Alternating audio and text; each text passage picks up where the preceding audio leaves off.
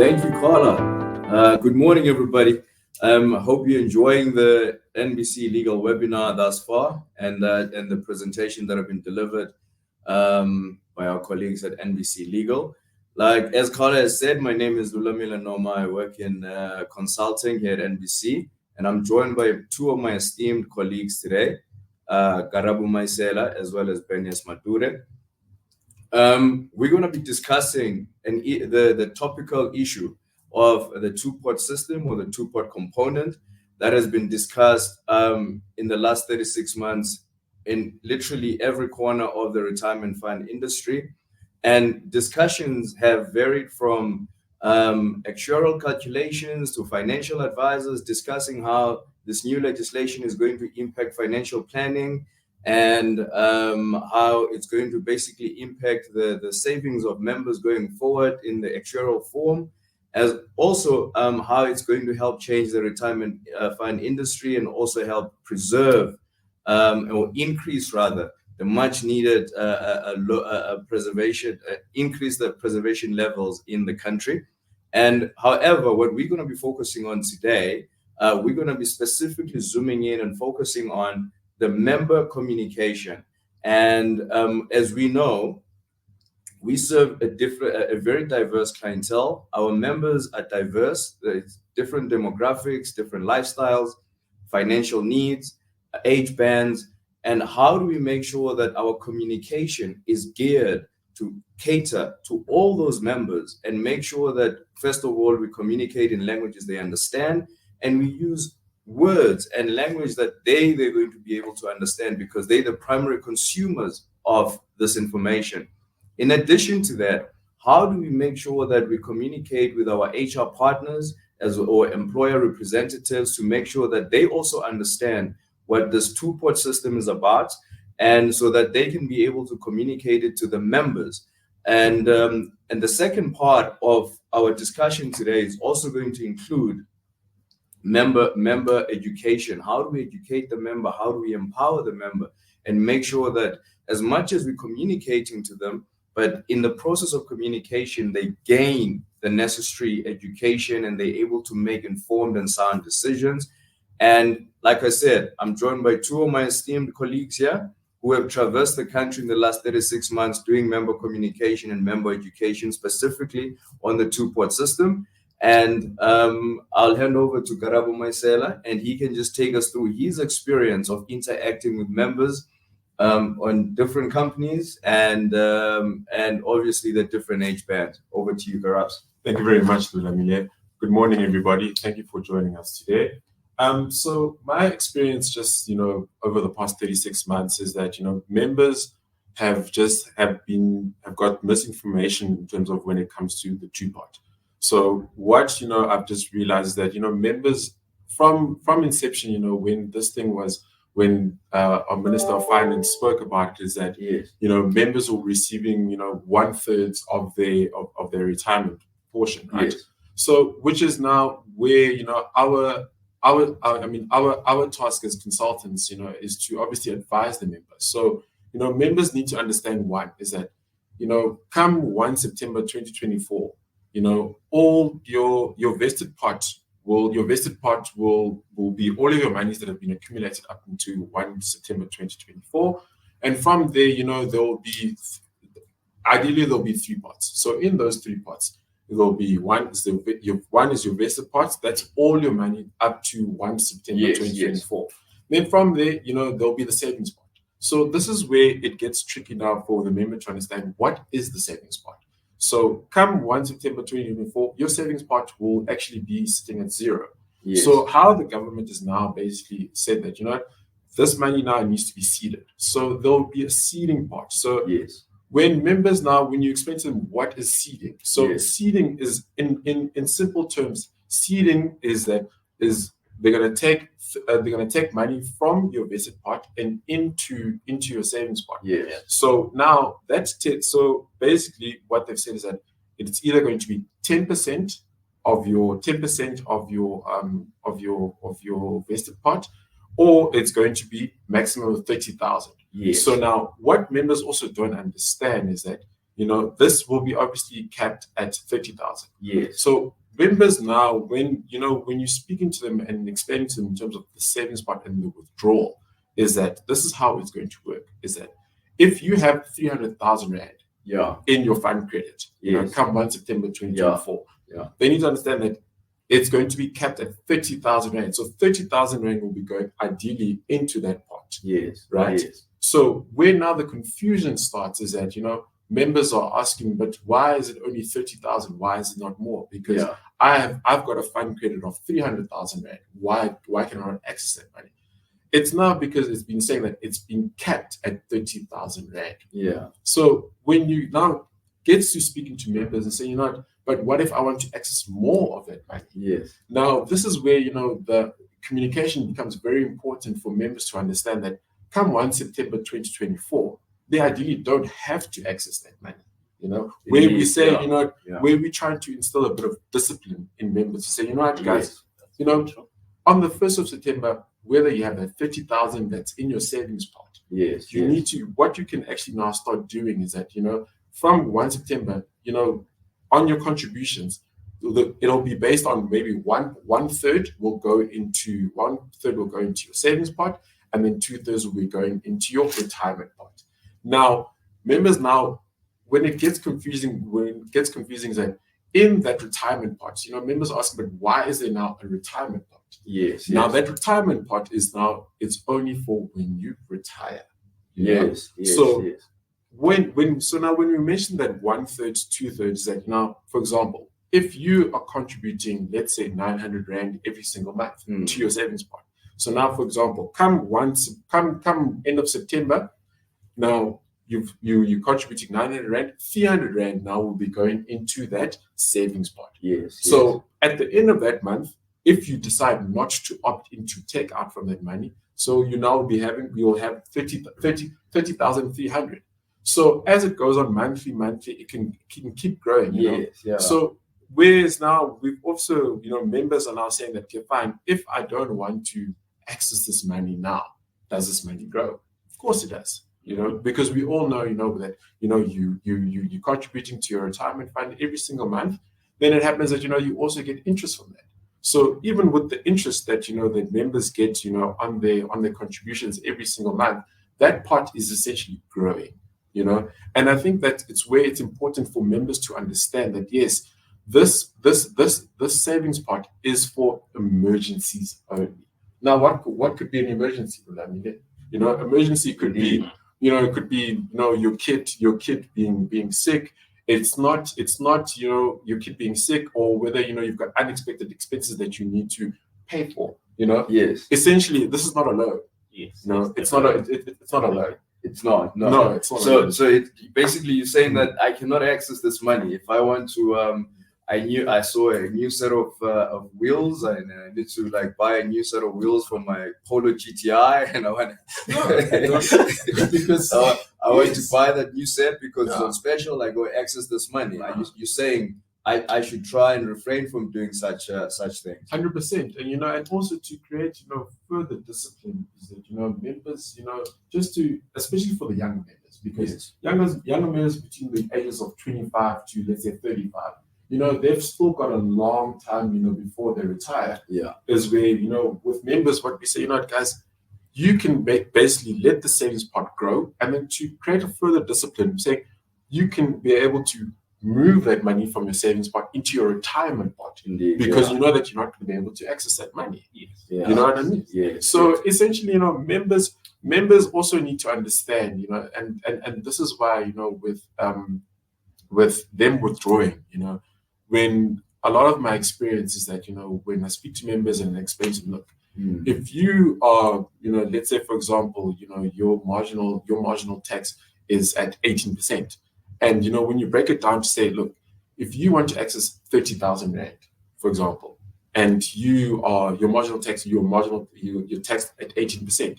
So 5,600 rand is going to the taxman. Now, this is when people's eyes go, wow, yes, what do you mean? Yes, I'm not accessing the full 30,000, And that's where, you explain to that the taxman is also involved in this pot of yours. Indeed, So yeah. this is what also, you know, a lot of members who are over, you know, the ages of, let's say, 50, they say, but wait, why is the taxman taking this money? If I'm allowed, if I'm getting access to this 30,000 rand, why is the taxman involved? And also, you know, bear in mind is that, you know, if you, for example, have not been doing your returns, you know, because we see with a lot of members, you know, that, you know, when they claim for their retirement, is that, you know, there's a tax directive that needs to be done. Now, on the tax directive, if a member has not been filing in their annual returns, you know that, you know, SARS now is going to say that, okay, fine, you still have money that is owed to us. So now a bigger chunk of that is being taken. So it can anyway go from 5,600 rand that's going to the tax man, and end up being maybe 10,000 rand. So it could be the entire withdrawal amount, right? And you know, and I think we had a discussion about this. Is that, you know, a lot of members now are seeing that, you know, members like to talk. We know this. You know, members will say, okay, fine, guys, I received 24,600 rand. And another member can say, you know, I received 20,000 rand. Yes. But each person is completely different. You know? And I think it's very important that, you know, members know exactly what is going to happen come 1 September 2024, which is why it's important, you know, for us as consultants, you know, to speak to members, and as well for, you know, the employer and the HR reps to understand that these are the implications of what is going to happen. And thank you very much for that. Those are quite insightful points that you shared there, Karabo. And just to maybe dig a little bit deeper, do you feel like when you're communicating and you're going out there and you're doing these presentations with the members engage more and they get to understand this new legislation better when you're doing one-on-one sessions with them, or when you when you doing it virtually, or when you're sending them just communication for them to read? What form of communication do you feel that the members are receptive to more? And when you, after your engagement with them, it leaves them having been more informed than prior to the engagement starting? No, thank you, Brother Amelia. I must say, you know, the feedback that we've received, you know, on a lot of these, you know, communication drives that we've done with members is that, you know, it's better to speak to the member and let them understand, you know, because, you know, we have a diverse, you know, a diverse set of members, you know, within our portfolios. And, you know, some members, for example, you know, you could be sending them, you know, just a leaflet or communication saying, this is two-part, you know, 1/3, 2/3, vested right, your vested part, savings part. But, you know, ideally, you know, the members that, you know, that are the normal member will not understand such, you know, high terminology. So what we need to do is that you need to break down the language, you know, for them to easily understand. And from what I've seen is that, you know, this is why it's important, you know, to go out and speak to the members directly, you know, whether if you are having a forum, you know, you know, you know, I've had engagements, you know, where members come to me, you know, on the side afterwards and say, but can you just explain this to me again, because I didn't understand. And, you know, that's where the member actually understands, because it's very important, you know, for one, that, you know, we are all equipped enough, you know, with this knowledge to speak to the member. Because we can all sit here and, you know, we know the terminology, but a normal member needs to understand this. What we're talking about. So to answer your question, yes, I think it's from my experience, it's good to speak to the member directly, whether it's via a forum, whether it's via you know, just going to, you know, having a member communication.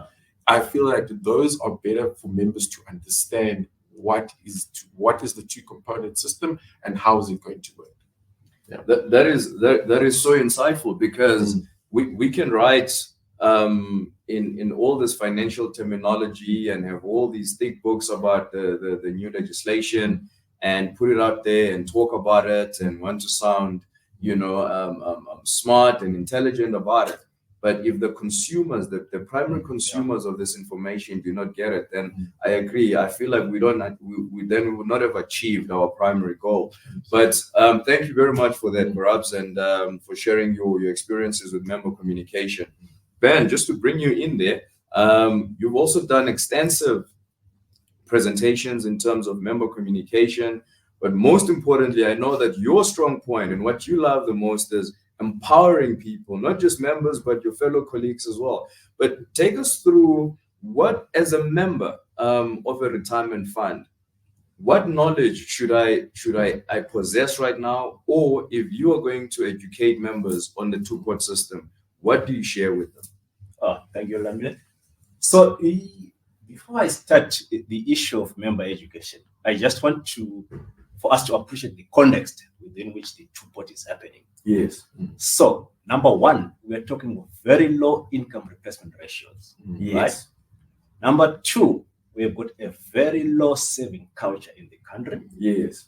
Number three, we've got a very low financial literacy level. Yeah. So those three inform us in terms of what type of education are we going to give our members in order to add value to them. Exactly. Because right now you would notice most of the talk has been around creating the infrastructure, creating the digital system to make sure that members can check their money online and stuff and stuff. That is fine. Yes, but now let's get into the member. What exactly is the member supposed to understand around the two-pot system? Yeah. So the first thing is to ensure that we create what we can call targeted member education. What do I mean by that? When we look at our current membership, when you look at the two-pot in its current structure, the way it's going to be implemented, it's something that is going to benefit the membership over a long period. We're talking about 25 to 30 years from now. That's when we are start going to see the actual benefits of the two-pot system. So, which means there is a gap in terms of the membership in the funds now. So there is a current membership that needs to be protected from the two-pot system. Yes. Right? I'm going to give you an example. We have got a 26-year-old member and they've got a 47-year-old member. So in terms of the two-pot, those are two different people which can have two different consequences in terms of the two-pot withdrawals. Yeah. A 47-year-old member normally would notice that they've already withdrawn from their vested pot. Yeah. Right? And a 26-year-old, in as much as they might have withdrawn, but they have just started working essentially. They don't have much in their vested pot. Yeah. But if a 47-year-old, if he's going to take his benefit from the vested pot and start withdrawing again from the savings pot, so you can actually see it's a disaster at the age of 60. Because this person idea is going to retire on nothing. So when it comes to people maybe over the age of 40, yes, especially those who have already withdrawn, they have to be told that you cannot just go and take the money from the savings pot that much, because already it's going to affect your retirement outcomes. Because as it is right now, you're supposed to be increasing your contribution to the retirement indeed, yes, savings.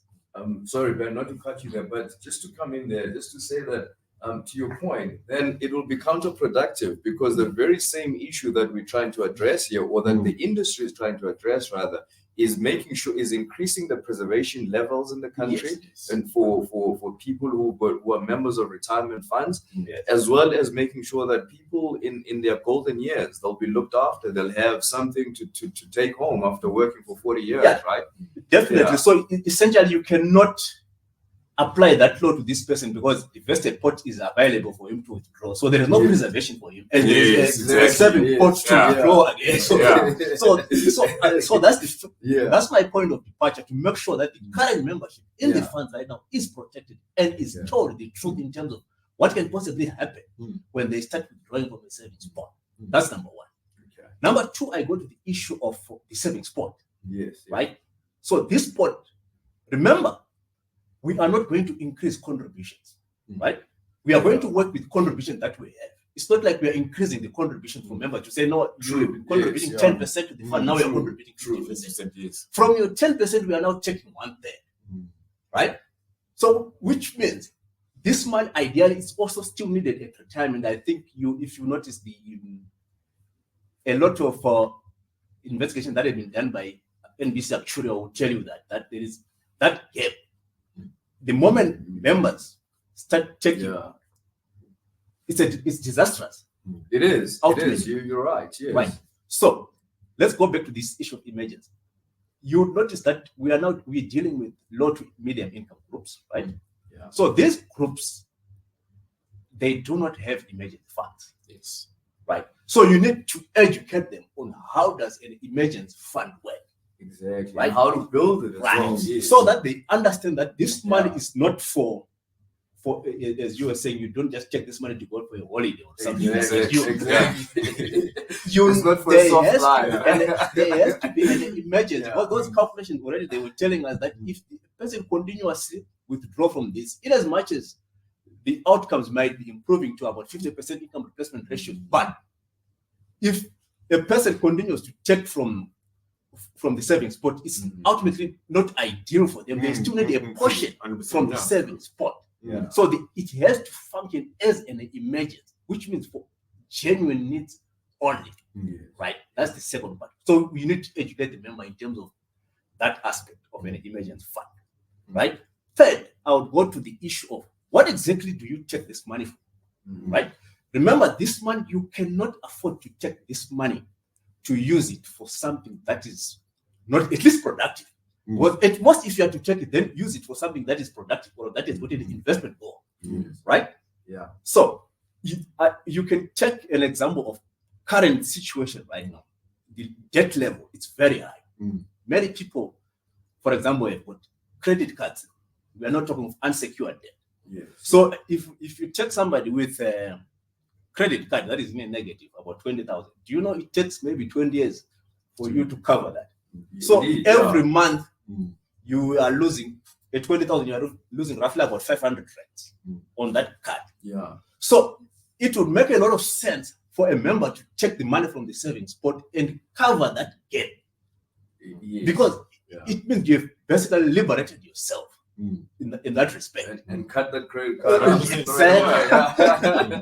Yes. So yeah. that's what it can actually do to a member. You take away the burden, the debt interest burden. Because remember, when we are in an era now where the whole retirement outcome, it has to be holistic. We need to look at all the areas that affect retirement. Yeah. So one of the areas that affects people the most is debt repayments. Yes. It's Yeah. through unsecured debt. Yes. So if your savings pot can work towards clearing your savings debt, that is a good positive on your side. And just to not to cut you there, Ben, but just to add to what you're saying is what's important. What people need to understand is that to the example of debt repayment, if you're not making interest, you're paying interest. Yes. So and the whole premise of retirement savings is to make sure that because for some of our members, that's their probably their only what you call this asset base. Yes, If we can put it like that, definitely. your retirement fund. It's something that, so it's important that money is protected, and that money grows for the members, so that when they no longer in a healthy situation to look after themselves, the retirement savings can take care of them. Definitely. Because it's take care of me today. It's a concept of take care of me today and I'll take care of you tomorrow. Yes. Yeah. And yeah, Ben, just to jump in there, but I think it's also important for there has to be some sort of advice given to members. Yes. Which is why when you speak to a member, and for them to understand that you're making an impulsive decision based on your not a need but a want. Yes. Because this is what a lot of members are saying, that they want this money, but they don't need it. There's a big difference between the wants and needs. Yeah. And this is where it's for them to understand that it is basically you're stealing your future by accessing this for a want and not specifically for a need. True. Yeah. So just before I hand it over to Ben, there, to add to what Garab is saying, just to sort of stitch it together. There, it's we need to basically, what I'm hearing both of you saying is we need to practice delayed gratification. Yes. And just delay basically in enjoying easy things now in order for us to have them later, right? Yeah. Let me touch a bit on the issue of tax. Yeah. So the members, as you know, they need to understand that this is marginal tax, which means you are taxed in line with your income. Yes. The savings withdrawal basically is added to your gross income in line with the Income Tax Act. Yeah. So members also need to understand that you need to check if your withdrawals are not throwing you into a higher bracket, tax bracket, because you will have a scenario whereby you end up owing the taxman more, you end up owing SARS more, because overall you have been thrown into a higher tax bracket. Let's say it's 237. I think 237, that's the maximum that for withdrawals. Yes. In terms of, that's the maximum amount in terms of income tax act for those who are on 18%. Yes. Right? Yeah. So if you are to take 30,000 from the savings pot, you are now earning 267. So which means you have jumped the bracket. You are now in a 26% bracket in terms of income tax act. So people need to understand that. So when you are looking at the tax impact, it's about the tax that you are paying, the marginal tax that you are paying for that claim, and also seeing the overall impact in terms of the tax you're going to pay. the tax that you're going to filing pay at the end of to the start. tax Because year, you yes. might be surprised that why am I owing? Exactly. But not knowing that your income for this year actually increased by 40,000 because you took 40,000. Yes. You are now in a different tax bracket. Yeah, Mm. that's a point that I wanted to highlight in terms of tax there. Now, Ben, sorry, Lamile. So, No, go ahead, for example, now we're looking at the members who are 50. Well, the members who are 55 years by 1 March 2021. Now, guys, what do you necessarily think that a member who was 55 years on 1 March 2021? How can that member be affected? Because one, let's say you've built up quite a big, substantial amount of from your fund credits, Yes, yeah. and now there's this thing where members who are 55 they're looking at this money and thinking that I can maybe do so much. I've literally saved up quite a bit, but like there's an old man who came up to me and said, but I wanna 30,000 yana, like I can do I can do it, but just they just can sort out some things in here, whatever the case may be. But and I mean, what do you think about the members sort of opting in or opting out in terms of the taking from the savings pot? And sorry, Ben, just before, just to a great point that Garabs is adding there is, but just to add to what Garabs is saying, and I feel like there's this fear of missing out, and that I also want to be part of this.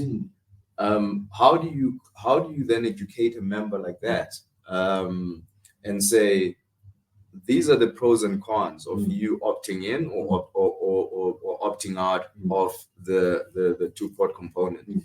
I think ultimately, especially for the members 55 years and older, now it's more to do with discipline now. Yes. Because those people are not far from retiring. Yeah. And you don't want to be disturbing your retirement income or retirement savings now. So if you really don't need it, you can only access if there is really that. We go back to that aspect of a real genuine need for such a member. Yeah. You don't want that person to be taking that money without really something that is concrete on the ground. Yeah. I just wanted to talk in terms of again the power of member knowing how money works. It goes, I think, to the issue of financial literacy. I think we are in an era where members will have to understand the power of compound interest. Yes. Number one, the power of time in investment, staying invested for long.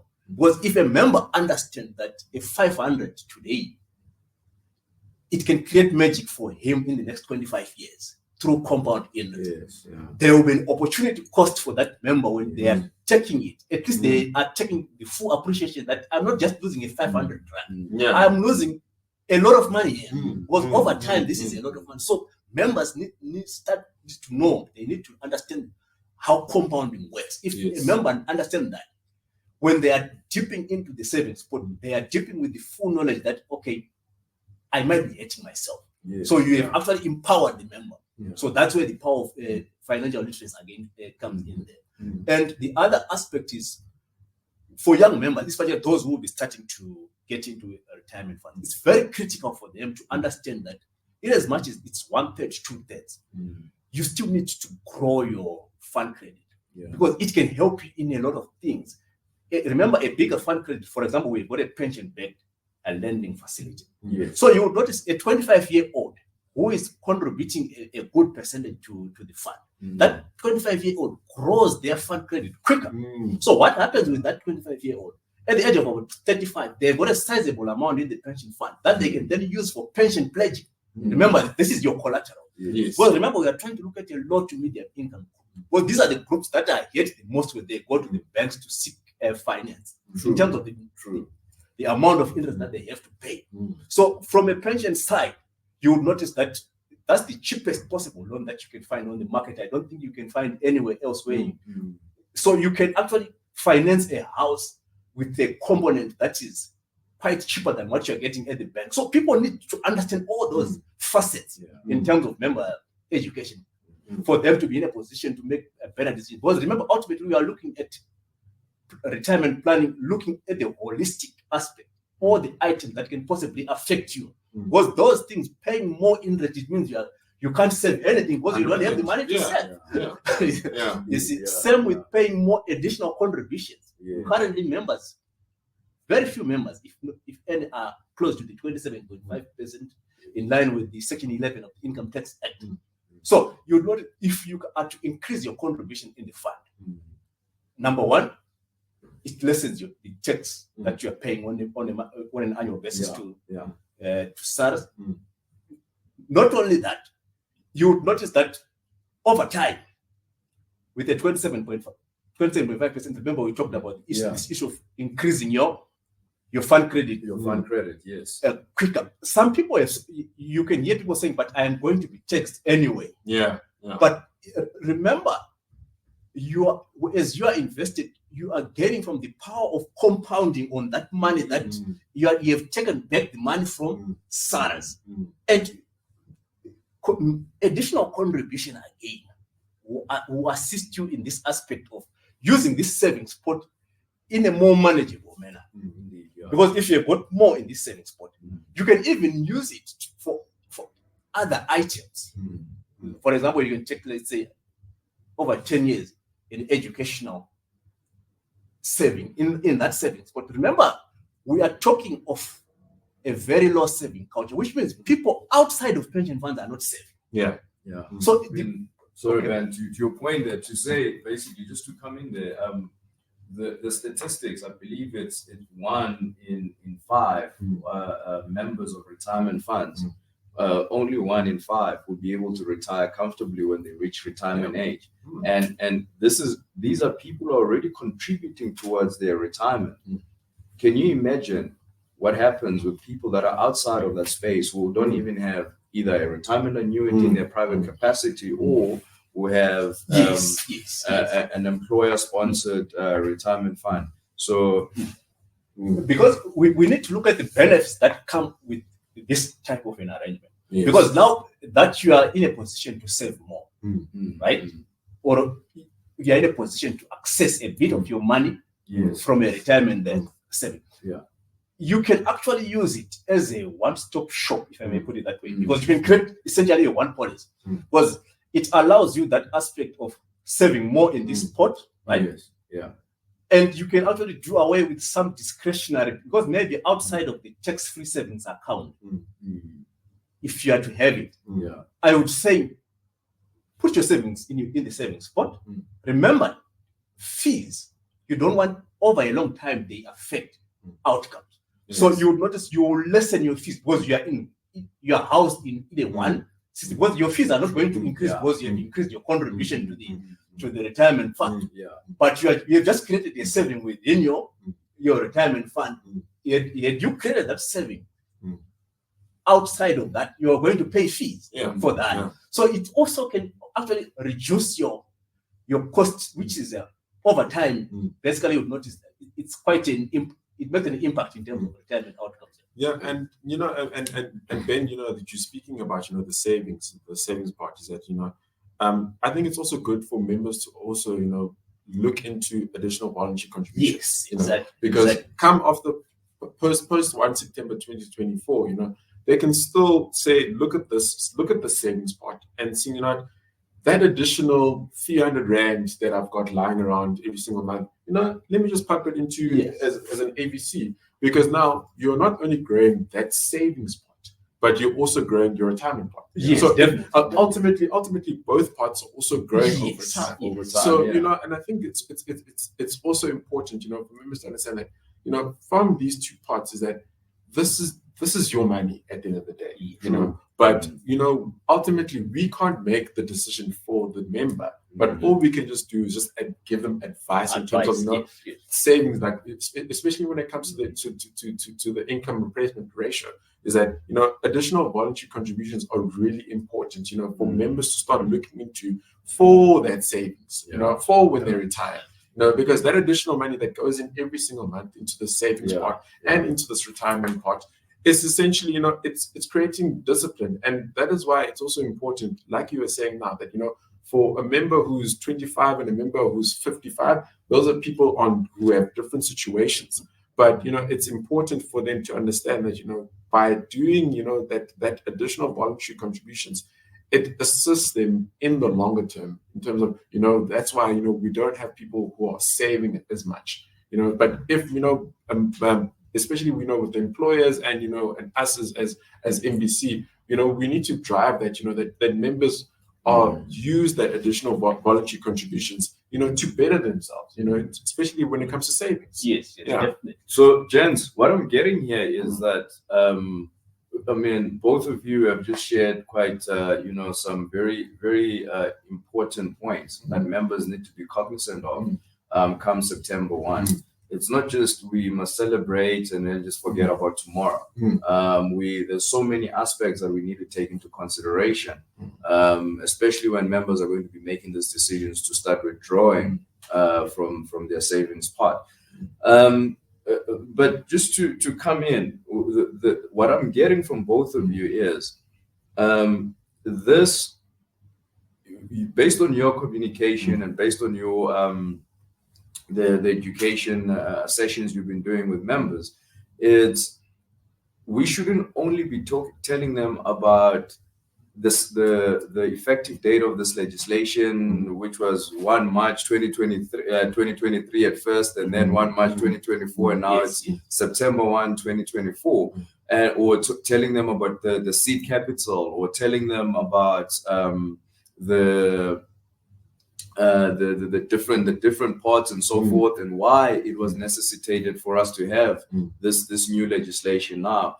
But we need to basically give the members full information about, yes, this is the legislation, these are the key points of this legislation, but with that comes the pros and cons. Yes, the other issues that you need, the other matters that you need to take into consideration as well. Would you agree with that? Yes, definitely. But ultimately, the members will need to understand that this savings pot is also their lump sum at retirement. So if you are emptying your savings pot every year, it means at retirement you have got nothing. You can say anything in cash. You have got nothing in cash because the retirement pot is low. So it's critical. But I just wanted to say that in terms of the information coming to the fund now, because now it will be very critical for the data that is going to come from the employer. If this data is not properly constructed, we are not in a position to pay, right?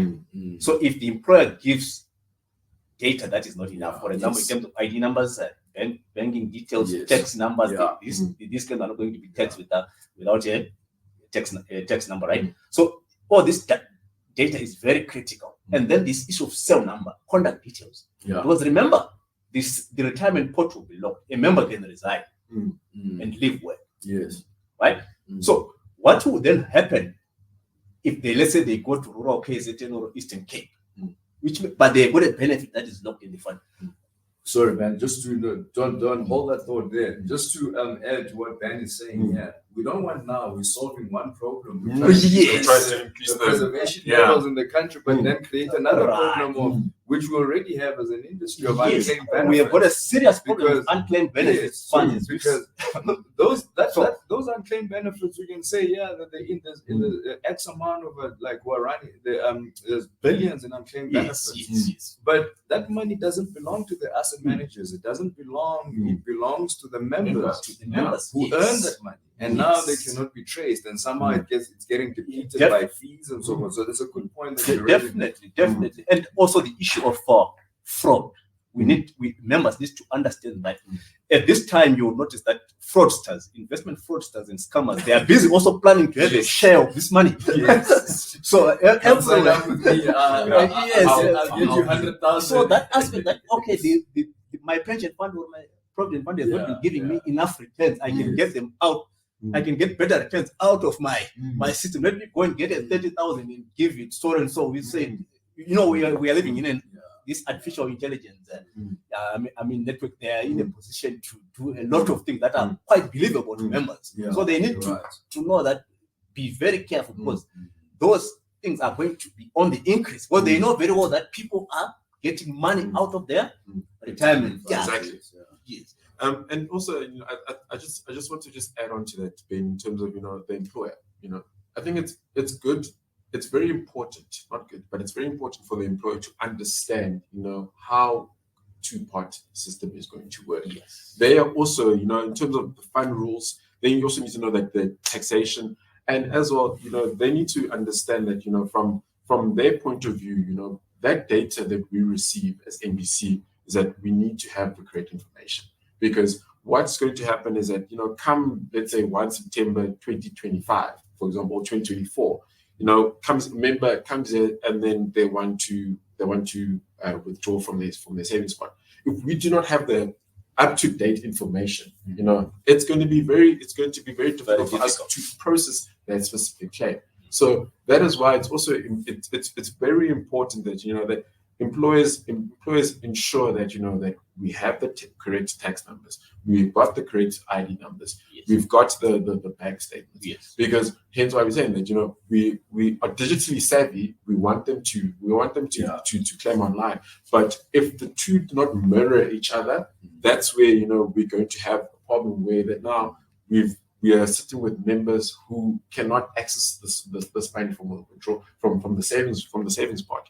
It's also it's also very important for employers to understand, and I think it's good that from the audience that is there that employers, if you are not certain that if you don't have up-to-date information, send through the up-to-date information to NBC. Let us. We must also be able to verify that if that information is correct. Yes. Yeah. Definitely. So a great point, Garabs. And then Ben, just to add to what Garabs is saying, it's